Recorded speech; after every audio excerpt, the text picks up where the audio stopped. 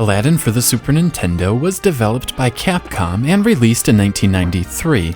Despite sharing the same name, this is a completely different game than what was developed by Virgin Interactive and released for the Sega Genesis. Like most licensed Disney games of this era, Aladdin is a side-scrolling platformer. The levels mostly follow the events of the feature-length film, and your goal is to complete the level to unlock the next cutscene and advance the story.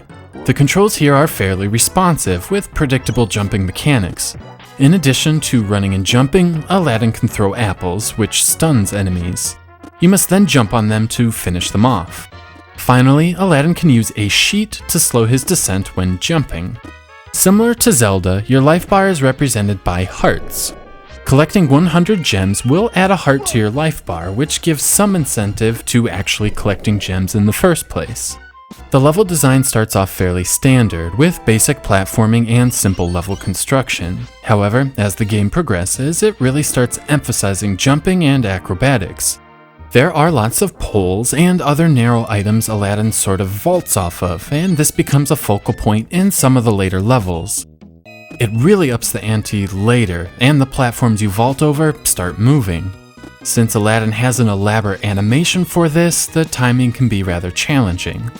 About halfway through Aladdin, the game does depart from the film and tells us our hero gets sucked into Genie's lamp. This is one of the few levels that predominantly features music from the motion picture, and the Super Nintendo does a wonderful job of capturing the film's excellent score.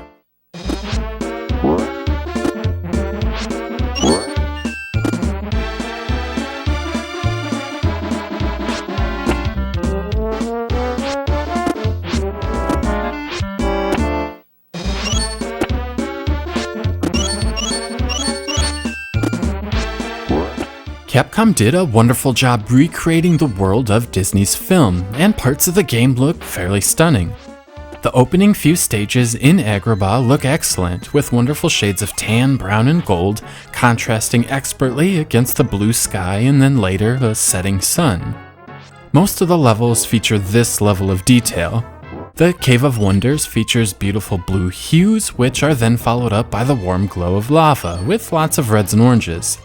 Every level seems to have its own distinct look and feel, and it makes progressing through the game that much better.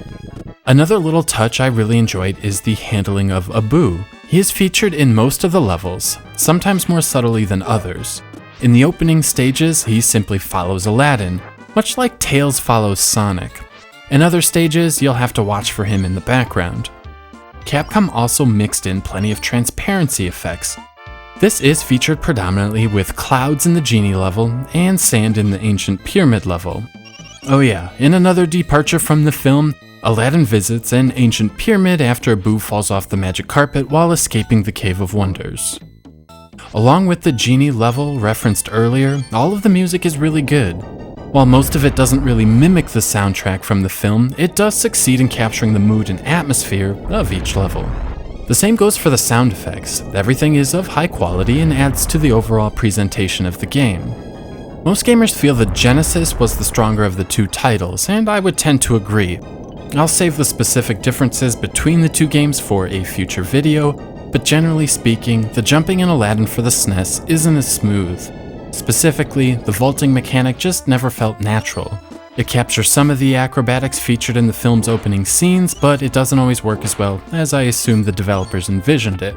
Aladdin is my favorite of the Disney Renaissance films. After reviewing the Genesis game, I went and imported the Blu-ray from the UK, and it's every bit as awesome as I remember. So it's really cool that two very different, high-quality games based on the film I love were released.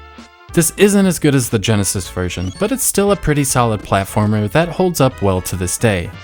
The graphics and sound are top-notch, and the gameplay is a step above most cookie-cutter platformers of the era.